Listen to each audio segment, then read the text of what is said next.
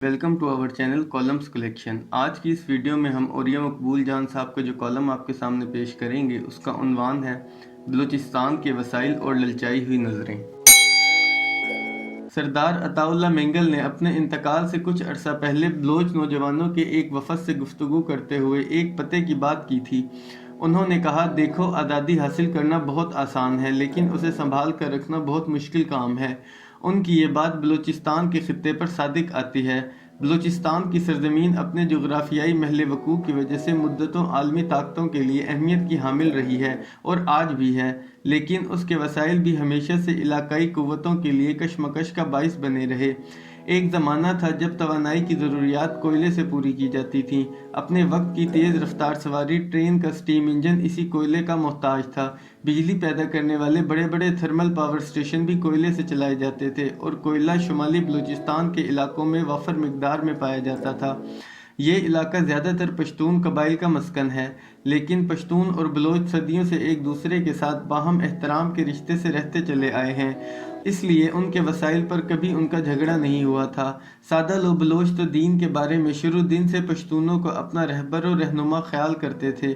یہی وجہ ہے کہ مدتوں بلوچ اور براہوی علاقوں میں یہ تصور راسخ تھا کہ امام مسجد پشتون ہونا چاہیے۔ انگریز جب بلوچ سرزمین کے قریبی سرحدی علاقوں ڈیرہ غازی خان اور جیکپا آباد تک آ پہنچا تو پھر اس کی للچائی ہوئی نظروں کے سامنے بلوچستان کا سنگلاخ خطہ تھا، جو اس وقت اپنے دور کی سب سے بڑی توانائی کوئلے سے مالا مال تھا۔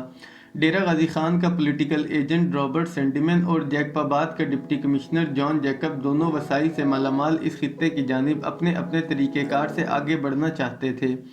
جان جیکب انگریز فوج کے بلبوتے پر اسے فتح کرنا چاہتا تھا، جبکہ رابرٹ سینڈیمن بلوچ قبائل کے سرداروں کو ساتھ ملا کر اس خطے پر اپنا اقتدار قائم کرنا چاہتا تھا۔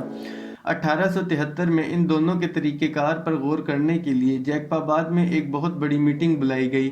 وہاں رابرٹ سینڈیمن نے فارورڈ پالیسی کے عنوان سے اپنا کیس پیش کیا۔ اس نے بتایا کہ بلوچوں سے لڑائی خاصی مہنگی پڑ سکتی ہے اور آپ پہلے بھی اس کا تجربہ کر چکے ہیں، اس لیے انہیں اپنے ساتھ اقتدار میں شریک کر کے آگے بڑھنا چاہیے۔ انگریز سندھ فتح کر چکا تھا اور طاقت کے نشے میں سرشار تھا، اس لیے رابرٹ سینڈیمن کی تجویز رد کر دی گئی اور اس بظاہر بزدل شخص کو جیکپا آباد چھوڑ دینے کا حکم دے دیا گیا، اور ساتھ ہی یہ حکم نامہ بھی جاری کیا گیا کہ جو شخص بھی کسی مری یا بگٹی کا سر کاٹ کر لائے گا اسے 10 روپے انعام دیا جائے گا۔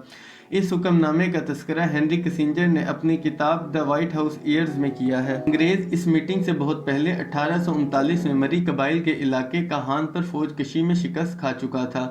اس جنگ کی پوری رودات کیپٹن لوئس براؤن نے اپنے روزنامچے میں تحریر کی ہے، جسے بعد میں ایک کتابچے کی صورت میں شائع کیا گیا، جس کا نام ڈیفنس آف کاہان ہے اور آج بھی انڈیا آفس لائبریری لندن میں موجود ہے۔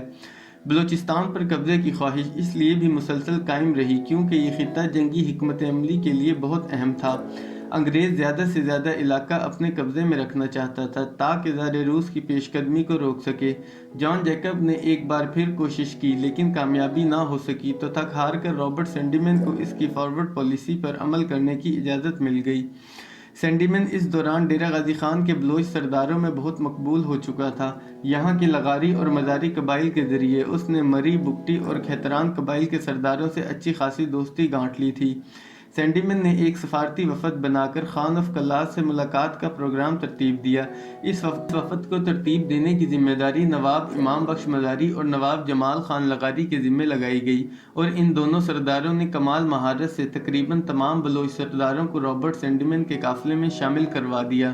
یہ قافلہ جب 1 جنوری 1876 کو خان آف قلات کے دربار عام میں شریک ہوا تو اس میں سردار ملا محمد خان ریسانی، سردار علا دتا کرد، سردار شادی خان منگلزئی، محمد سید خان محمد شہی، جندہ خان شہوانی، مری قبیلے سے مہر اللہ خان، میر ہزار خان، گل محمد خان، کرم خان بجرانی، نال خان لہرانی، بگٹی قبیلے سے گہور خان بگٹی، ہیبت خان مسوری بگٹی، فتح خان نوتھانی بگٹی، روگا خان کھلپر بگٹی، کھیترانوں میں بلوچ خان کھیتران، قادر بخش کھیتران، دین محمد خان بزدار اور ڈیرہ غازی خان کے تمام بلوچ سر رابرٹ سینڈیمن کی قیادت میں خان آف قلات کے دربار میں حاضر تھے۔ اس لمحے خان آف قلات کے ساتھ اس کے بیٹے اور صرف 2 بلوچ سردار رہ گئے، ایک سردار نور دین خان مینگل اور دوسرا سردار سردار قیصر خان موسیانی۔ دربار میں سناٹا چھا گیا۔ خان کو اندازہ ہو گیا تھا کہ بلوچستان کے تمام سردار اب انگریز کے پرچم تلے جمع ہو چکے ہیں۔ خان کو اپنی عزت اور مقام و مرتبہ برقرار رکھنے کے لیے انگریز سے ایک ایسا معاہدہ کرنا پڑا جس کے بعد وہ ایک نمائشی خان بن کر رہ گیا۔ 13 جولائی 1878 کو کیے گئے معاہدے کے تحت اب اس کا بلوچ سرداروں پر براہ راست اختیار ختم ہو گیا۔ ریاست کلات کی تاریخ میں یہ پہلی بار ہوا کہ یوں تو یہ معاہدہ انگریز اور خان آف کلات کے درمیان تھا، لیکن اس پر بحیثیت فریق سرداروں کے بیچ دستخط ثبت کروائے گئے تاکہ ہر سردار کو اپنی علیحدہ علیحدہ اہمیت کا احساس ہو سکے۔ خان آف کلات احمد یار خان نے اپنی کتاب میں اس سانحہ کا تذکرہ کرتے ہوئے رابرٹ سینڈمین کی یہ الفاظ تحریر کیے ہیں: گورنر جنرل کے ایجنٹ کو خان کے مقابلے میں زیادہ قابل احترام، عرفہ اور فرمانبرداری کا مستحق سمجھ لیا گیا۔ انگریز نے یوں سرداری نظام اور سردار کی بالادستی کو مستحکم کیا اور سردار کی تابعداری کو انگریز کی تابعداری کے ساتھ مشروط کر کے وہ بلوچ جو ایک آزادانہ معاشرے میں زندگی گزارنے کے عادی تھے، انہیں اپنی قوت کی پشت پناہی سے سردار کا مطیع و فرمانبردار بنا دیا گیا۔ انگریز نے سرداروں کے ذریعے اپنے خلاف اٹھنے والی ہر آواز کو دبانے کی پوری کوشش کی۔ جرگے کا ایک ایسا نظام بنایا گیا جس کا سربراہ انگریز پولیٹیکل ایجنٹ ہوتا تھا۔